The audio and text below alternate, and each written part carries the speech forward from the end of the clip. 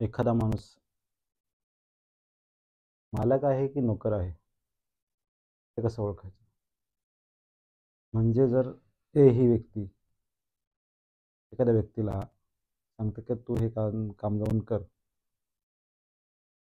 तर त्या केलेल्या कामाचा आनंद होत असेल का? मला मला काम सांगितलं आणि मला ते केलं पाहिजे, तर तो मालक. आणि मला काम सांगितलंय म्हणून मला केलं पाहिजे इच्छा नसताना तो नोकर. म्हणजे एखादं काम सांगितल्यानंतर एखादा माणूस कर्तव्य म्हणून करत असेल किंवा अधिकार म्हणून करत असेल, त्यात बराच फरक आहे. म्हणजे जर मी माझ्या छोट्या भावाला सांगतो की जाताना दरवाजा उघडून घे, आणि त्याने जाताना दरवाजा उघडून घेतला आणि त्याला ते काम करताना आनंद झाला, तर तो म्हणजे तो अधिकार गाजवतो. तो मालक असेल. आणि मलाच कशाला सांगितलं दरवाजा लावायला,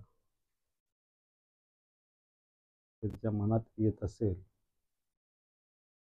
तर तो नोकर.